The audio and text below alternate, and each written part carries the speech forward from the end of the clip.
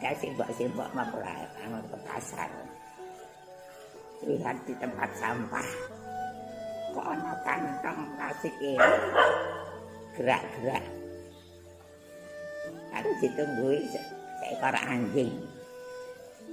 Lalu simbok-simbok itu kok tadro. Nah, diparani dibuka. Ternyata apa? Di dalam kantong plastik itu bocah bayi ini anak berlumuran darah. Lalu diambil setelah itu diserahkan di beberapa tempat observasi itu di Semarang. Lalu dikuder menyuruh petugas dari tempat duduk itu suruh bawa ke Mboro. Waktu itu jam 6 sore datang sampai Mboro. Kebetulan yang menemui pertama memang saya. Saya FX Wikan Indrarto. Saat ini saya sebagai dokter spesialis anak di Rumah Sakit Panti Rapih Yogyakarta. Mohon izin membuka kenangan sekitar tahun 1990 di Rumah Sakit Santo Yusuf Boro, Kecamatan Kalibawang, Kabupaten Kulon Progo di DIY. Waktu itu saya baru lulus sebagai dokter dari Fakultas Kedokteran Universitas Gadjah Mada dan mengabdikan diri di Rumah Sakit Santo Yusuf Boro tersebut. Sebuah kenangan yang tidak pernah terlupakan karena saya merupakan dokter pertama yang tugas menginap 24 jam di rumah sakit tersebut. Dokter sebelumnya melaju atau berangkat dari rumahnya di Jogja dan pulang setelah jam kerja, dan saya yang menginap pertama kali di situ 24 jam. Dan ada peristiwa yang menurut saya sangat berkesan karena di Rumah Sakit Santo Yusuf Boro juga merawat tidak hanya pasien tapi juga menyatu dengan panti asuhan putri yang ada 2 orang yang waktu itu sangat mengesankan bagi saya, yaitu Hani dan Kentus ya. Waktu itu mereka berumur kalau tidak salah 2,5 atau 3 tahun ya, tahun 90. Dan mereka diasuh oleh para perawat di rumah sakit tersebut bukan sebagai pasien tetapi ya sebagai 2 anak yang memerlukan penanganan sebagaimana di panti asuhan pada umumnya.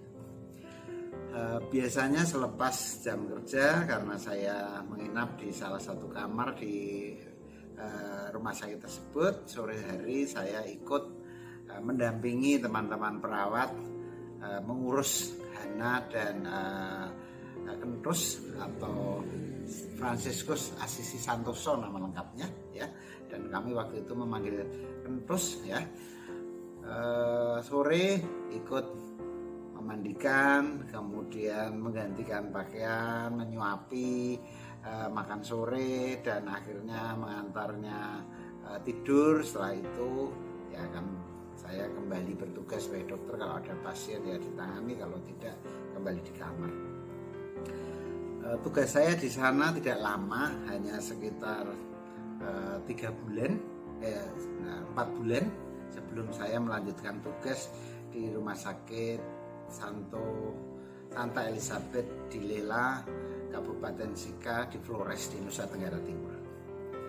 Yang sangat mengesankan pengalaman saya mendampingi teman-teman perawat dan asisten perawat atau pekarya di Rumah Sakit Boro waktu itu adalah dalam merawat Hani dan terus ya.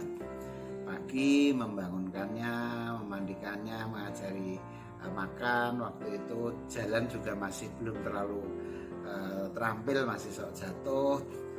Ya maklum karena penanganan sebelumnya kurang baik, sehingga status kesehatan dan status nutrisinya kedua anak tersebut kurang baik. Dan setelah dalam perawatan berulang oleh teman-teman perawat dan pekarya, makan menjadi lebih lahap, berat badannya menjadi lebih meningkat, sakit-sakitan yang sebelumnya muncul sekarang sudah hilang, dan tugas kami menjaganya agar tetap selamat, karena medan Rumah Sakit Boro yang secara kontur tanahnya itu kan miring, banyak unda-undaan dan berisiko untuk terjadinya kepleset atau tergelincir bagi anak yang sedang berlatih berjalan seperti Kentus dan Hani waktu itu.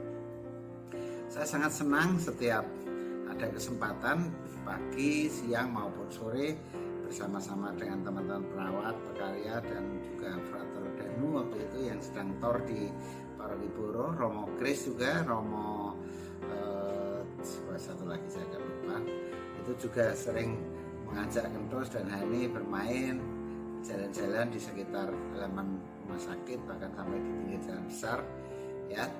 Dan peristiwa itu sampai sekarang masih terngiang-ngiang terus, dan saya bersyukur pada hari ini, hari Sabtu tanggal 3 Juli 2021, bertemu kembali dengan Kentus atau Franciscus Assisi Santoso yang sudah mahasiswa, dengan Hani yang sudah karyawati. Ya, saya masih ingat waktu kecil ya, saat ini sudah sangat berbeda tampilan fisiknya atau penampilannya sudah sangat berbeda.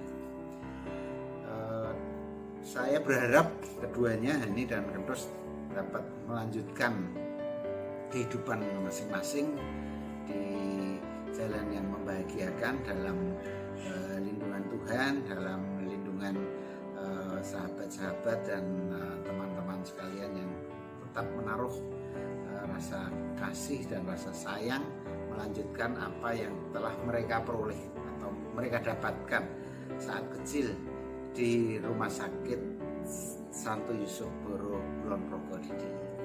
Saya berharap mereka semua mampu melanjutkan karya perutusannya di jalannya masing-masing. Mas Santoso yang sedang kuliah dan Mbak Ani yang sudah menjadi karyawati di sebuah hotel di Jogja, semoga dapat lancar dalam karya-karya selanjutnya. Saya Romo Yosef Kristanto, Projo Kusmanagung Semarang. Saya ditabiskan tahun 1989 oleh Bapak Kardinal Julius Darmo Atmojo SY. Langsung pada saat itu saya mendapat penugasan di Paroki Santa Teresia Lisiuk Boro Kulon Progo. Nah, pada waktu saya bekerja di Boro itu, saya ketemu 2 anak, bahkan lebih banyak anak di panti asuhan Santo Yusuf, Rumah Sakit Santo Yusuf Boro. Salah satunya adalah Santoso, Franciscus Assisi Santoso, yang terkenal dengan nama Kentus. Nah, waktu itu Kentus bersama dengan Mita sekarang ini, mereka berdua itu selalu ada di box kecil waktu itu, mungkin usia 2-3 tahun. Nah, yang menarik adalah ketika saya pulang dari pelayanan di lingkungan atau di stasi, baik pulang sore maupun malam hari, saya selalu mampir di Rumah Sakit Santo Yusuf, di mana Santoso Kentus ini bersama Anita ada di box itu. Lalu saya main-main, saya dolanan, saya ajak omong, senang. Dan itulah sampai sekarang Santoso itu dekat dengan saya. Nah, yang Nita ini sudah berkeluarga dan di Pangkal Pinang bersama Hans. Nah, perjalanan Santoso nampaknya juga setelah besar dia pindah ke panti asuhan laki-laki yang dikelola oleh Buder-Buder FIC. Dan di situ juga ada dokter muda yang baru saja lulus dari UGM, yaitu Dokter Pikat. saya kira kenal Santoso, Dr. Wikan dengan Santoso, dengan Hani, yang dulu Hani kecil sama dengan Nita itu. Nah, dalam perjalanannya Santoso ini setelah lulus dari SKKA Magelang, lalu dia bekerja di Rumah Sakit Elizabeth Semarang. Dan setelah itu dia juga pindah bekerja dengan dokter gigi di Semarang. Namun ketika tidak cocok, lalu suatu saat dia bekerja juga di Kuspan Sorong Manokwari. Di Sorong, di kota Sorongnya. Atau di Manokwarinya, saya lupa. Saya kira di Manokwarinya. Tetapi itu di bawah Kuspan Manokwari Sorong. Nah, suatu saat Santoso ini jatuh dari sepeda motor, patah tulangnya, lalu dikirimlah. Saya minta kembali ke Semarang supaya disembuhkan, diobati, dispalet. Dan setelah selesai, lalu dia menyelesaikan atau menyembuhkan penyembuhan. Selama penyembuhan itu dia ikut mita di Pangkal Pinang. Nah, saat ini setelah dia bisa sembuh dan bekerja lagi, dia bekerja sebagai Gojek di Jakarta. Entah berapa tahun saya lupa, lalu saya tawari, Santoso kamu mau kuliah enggak?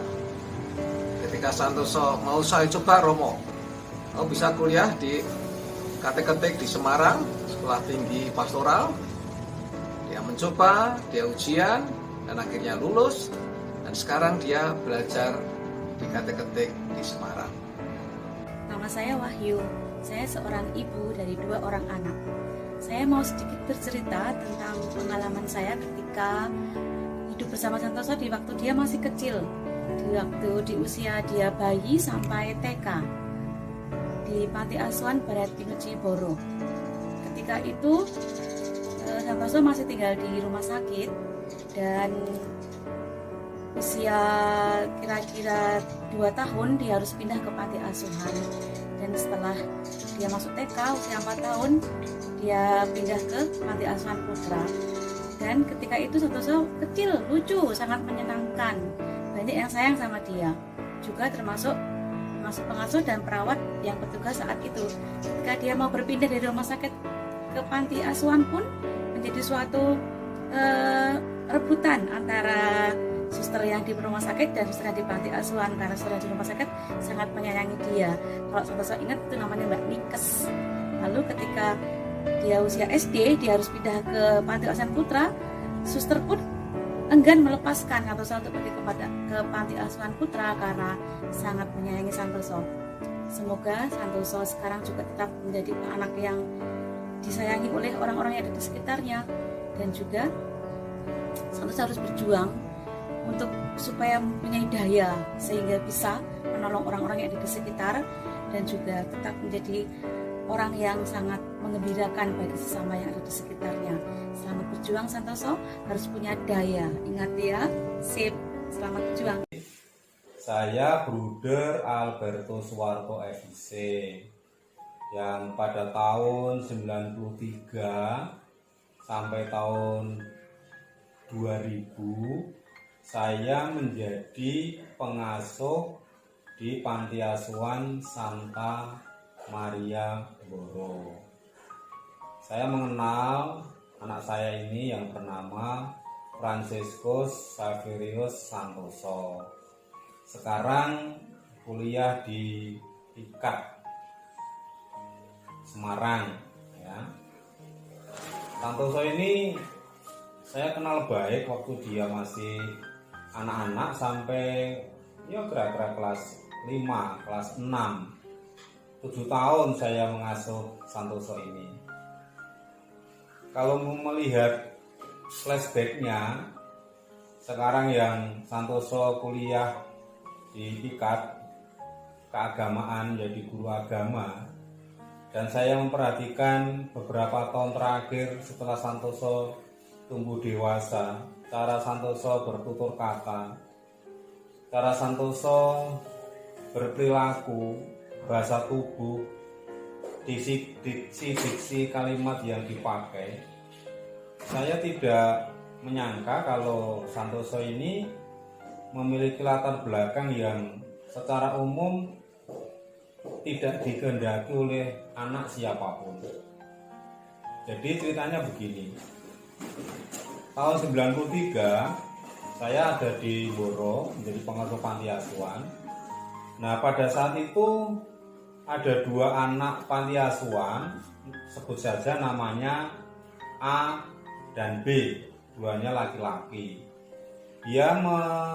Dua anak ini menuntut saya sebagai kepala panti asuhan waktu itu untuk dicarikan orang tuanya. Kedua anak itu saya carikan orang tuanya, dua-duanya ketemu. Nah, Santoso kecil waktu itu kira-kira kelas 2 atau kelas 3. Santoso ini nggak tahu dia dapat ide dari mana, sama minta kepada saya untuk dicarikan orang tuanya. Lah, saya bingung mencari orang tuanya di mana. Wong Santoso ini dari kecil sebelum TK itu sudah ada di panti asuhan. Hanya waktu itu anak-anak yang belum TK diasuh oleh para suster OSF di panti asuhan Brayat Pinuji. Kalau anak sudah masuk kelas 1 SD, TK, SD yang laki-laki pindah ke asrama Putra Santa Maria. Nah, saya karena sebagai pengasuh ditanya oleh anak di mana orang tua saya dari mana, lalu Santoso itu ya gimana terus mau mencari. Lalu saya mencoba menelusuri data yang ada. Nah, di data itu hanya disebutkan nama sebuah kelurahan yang ada di Sragen. Lalu saya mencoba menuju ke Sragen, alamat kelurahan itu saya lupa. Kelurahan itu namanya apa? Kira-kira jam 11 saya sampai di Sragen. Nah, dalam perjalanan itu saya juga menyampaikan kepada Santoso pengalaman 2 kakak di panti dari Santoso ini minta dicarikan orang tuanya, dua-duanya ketemu tetapi punya pengalaman yang berbeda. Yang satu mau menerima anak itu dengan baik, diterima di keluarganya, tapi yang satunya tidak mau menerima, artinya ya dikembalikan ke panti. Istilahnya orang tuanya nggak mau menerima anak itu. Ini kan pengalaman yang menyedihkan. Lalu Santoso sepanjang jalan saya pesan, terus kita mencari orang tuamu.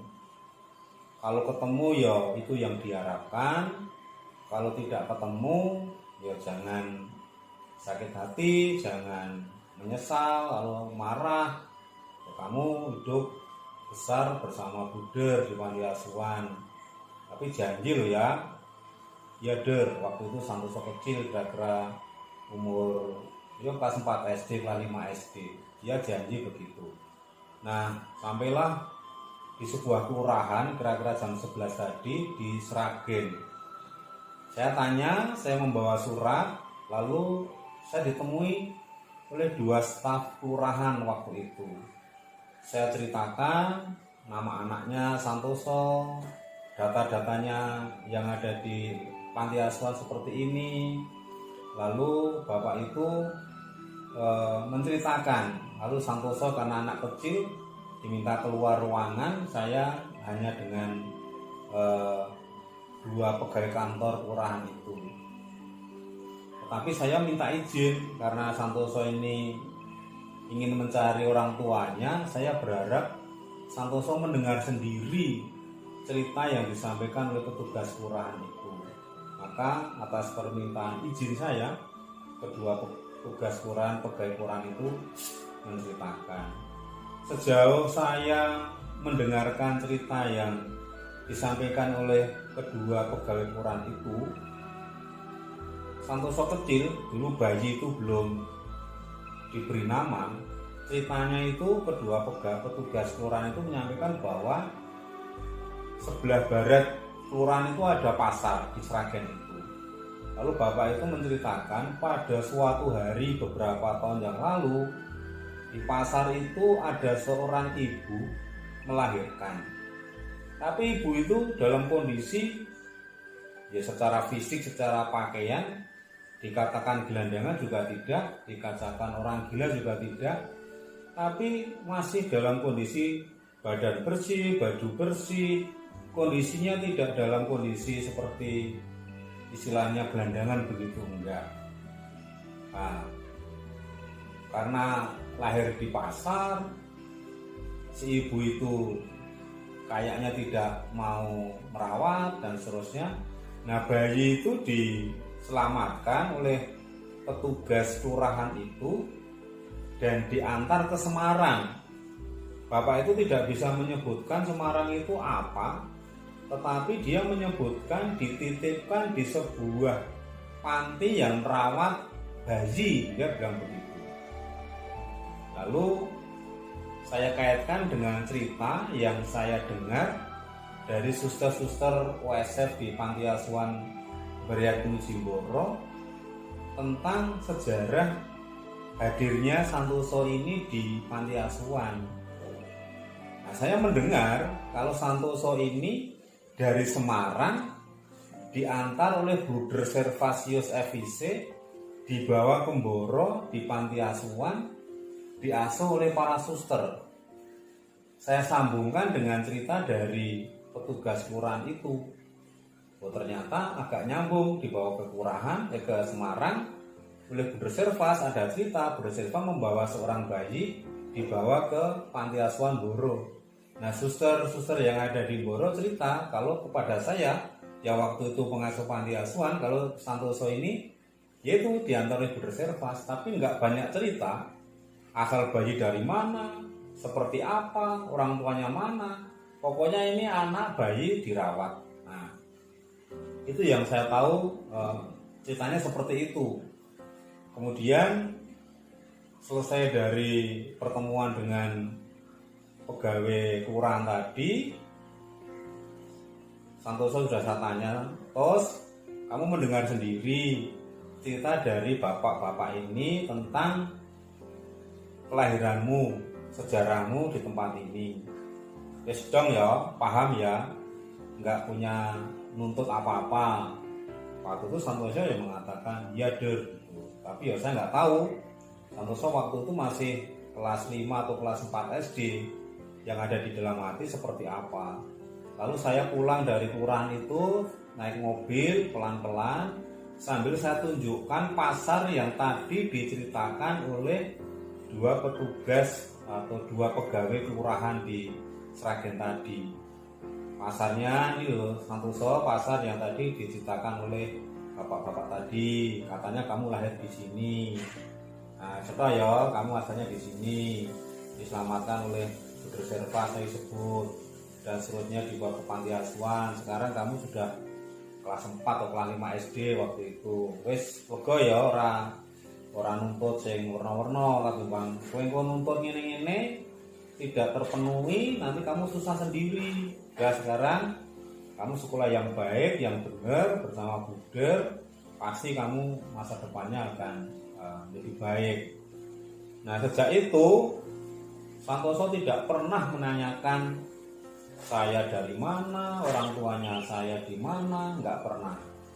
Lalu tahun 2000 saya pergi, pindah dari Panti Asuhan ke Jakarta. Lalu beberapa tahun kemudian saya ketemu Santoso beberapa kali, dia sudah lulus SLTA, kerja di ikut dokter, pernah ke Bali dan mana-mana. Beberapa kali saya berjumpa dengan Santoso itu, saya tidak menemukan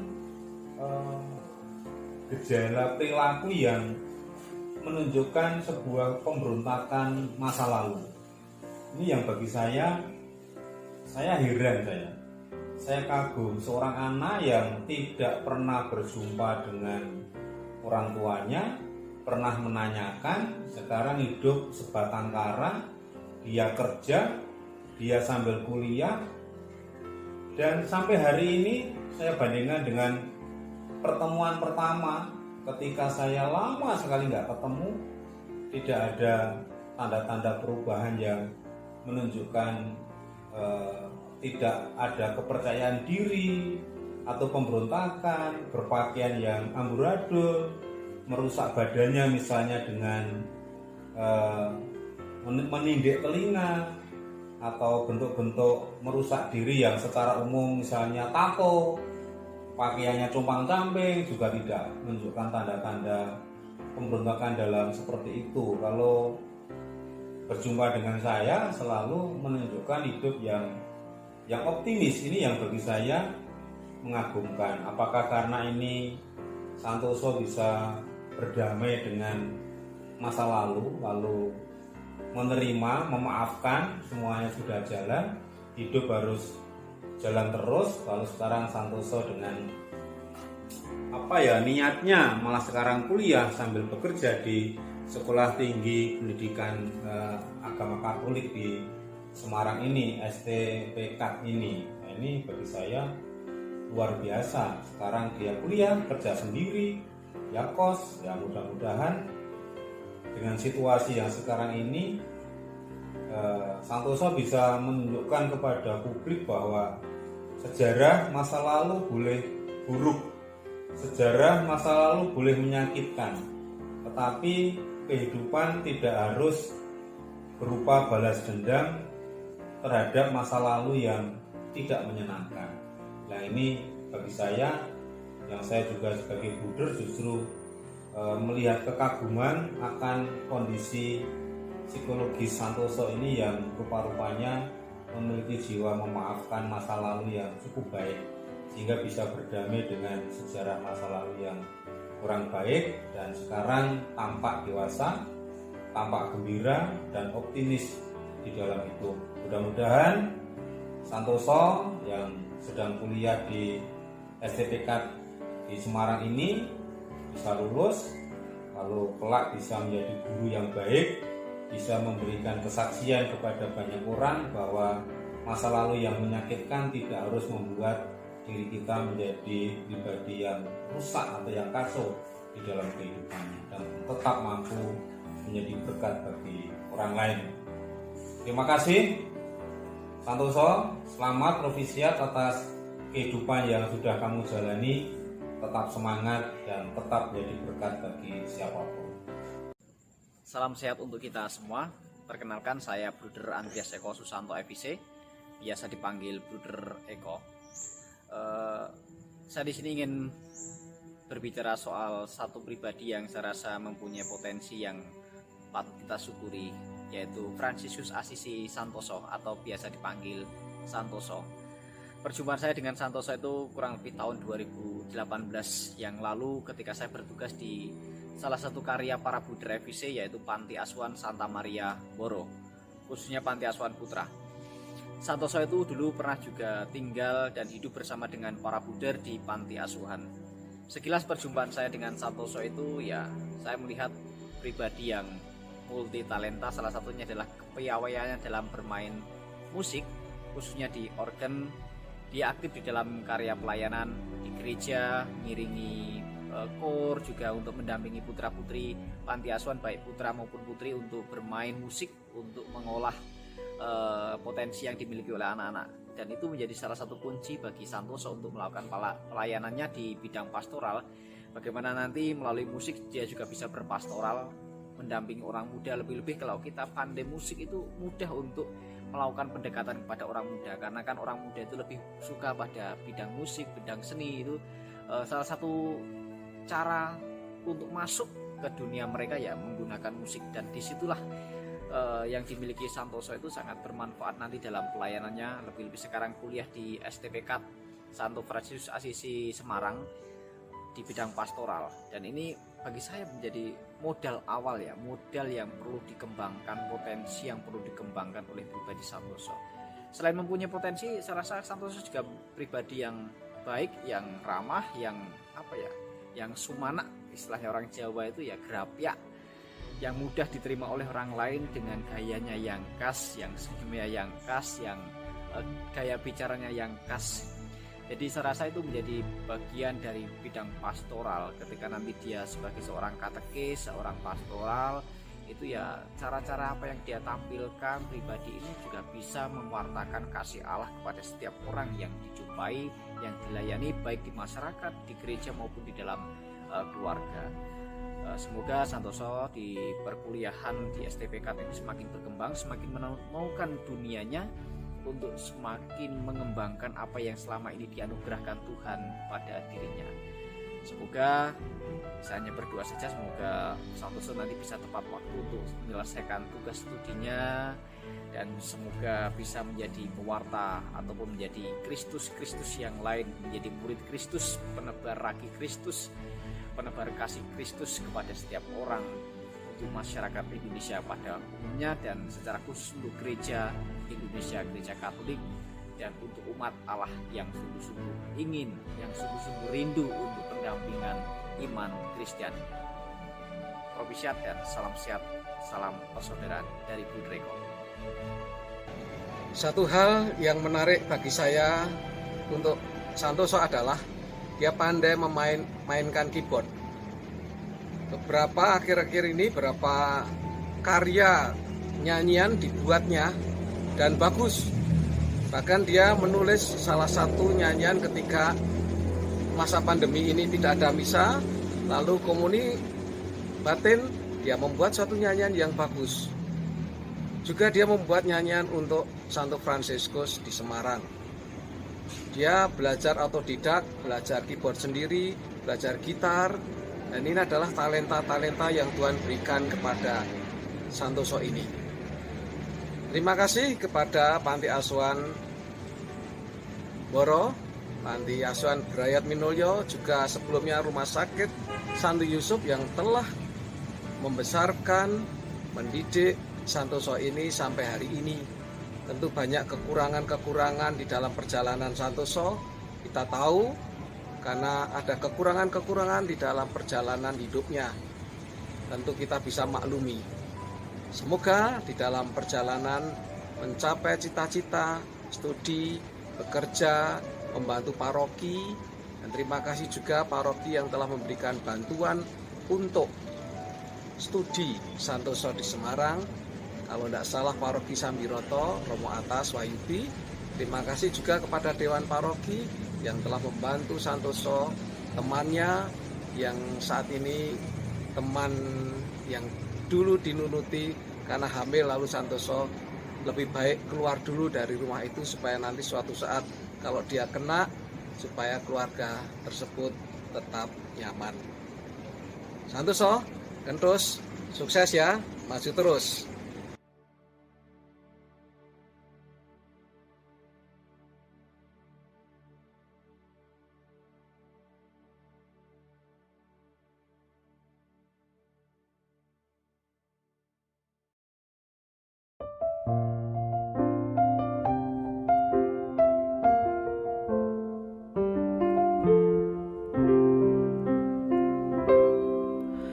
Ku rindu kehadiran-Mu, oh Tuhan, dalam rupa roti dan anggur.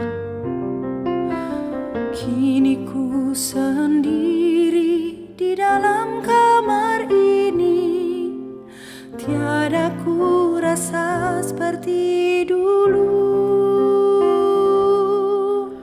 Dalam keheninganku bersamamu, hanya doa mampu ku ucap. Kasih dan cintamu dalam perjamuan suci selalu menjadi kekuatanku. Hadirlah oh Tuhan di dalam hatiku, keagungan-Mu tiada batas. Jadikan hidupku menjadi berarti, untuk menjadi berkat bagi sesamaku.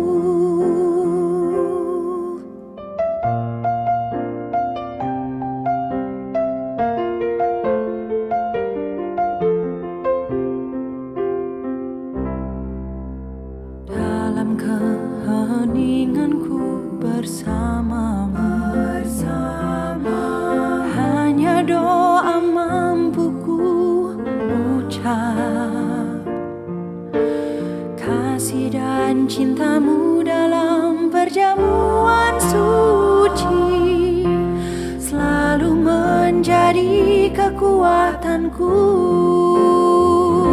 Hadirlah oh Tuhan di dalam hatiku, keagungan-Mu tiada batas. Jadikan hidupku menjadi berarti, untuk menjadi berkat bagi sesamaku. Hadirlah oh Tuhan di dalam hatiku, keagungan-Mu tiada batas. Jadikan hidupku menjadi berarti, untuk menjadi berkat bagi sesamaku.